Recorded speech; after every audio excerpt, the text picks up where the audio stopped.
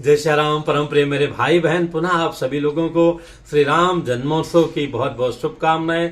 मेरे प्रभु जी के साथ में माता रानी की कृपा बरसती रहे आप सभी के जीवन में।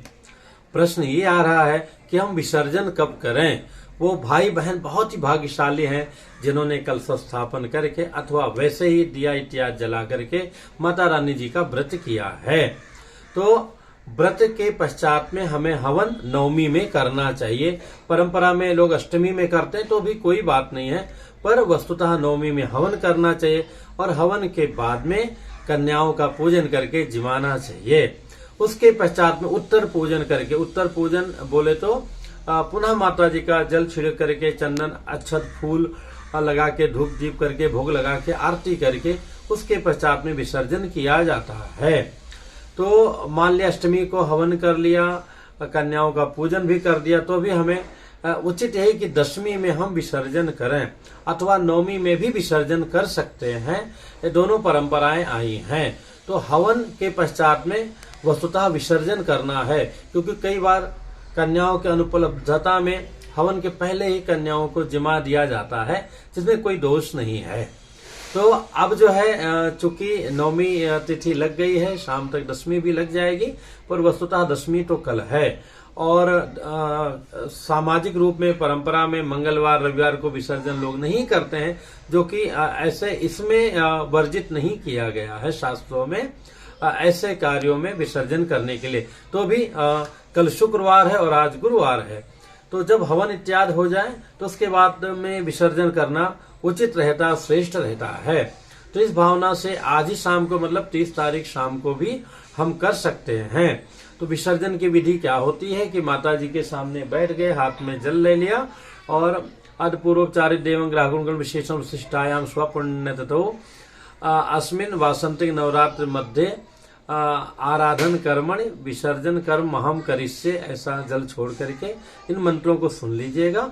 फिर लेफ्ट उसके पहले पूजन कर लीजिए।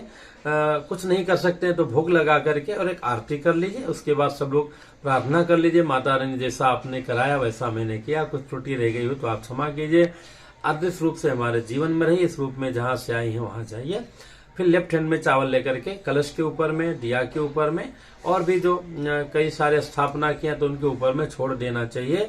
इन मंत्रों को सुनते हुए ओम यान्तु देव गणा सर्वे पूजा मादाय मामकम इष्ट काम सिद्ध्यर्थम पुनरागमनाय च। कलश को हिला देना चाहिए और जो जवारे रहते हैं थोड़ा कान में लगा लेना चाहिए।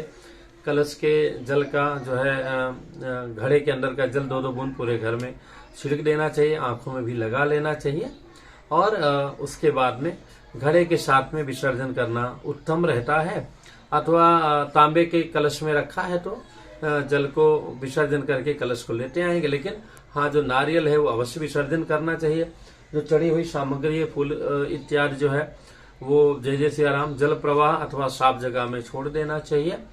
जो दक्षिणा इत्यादि है वो अपने आचार्य पुरोहित को देना चाहिए। जो श्रृंगार सामग्री है वो भी कुछ प्रसाद लेकर के बाकी वो भी दान दे देना चाहिए। प्रसाद वगैरह अधिक है तो जय जय सिया राम उसको भी दान करके आधा दान कर दीजिए, 10% स्वयं ले लीजिए और बाकी वितरण कर देना चाहिए। अगर कोई लेने वाला हो, बुरा ना मान रहा हो तो 30 को भी, मतलब आप 30 मार्च को भी आप विसर्जन कर सकते हैं।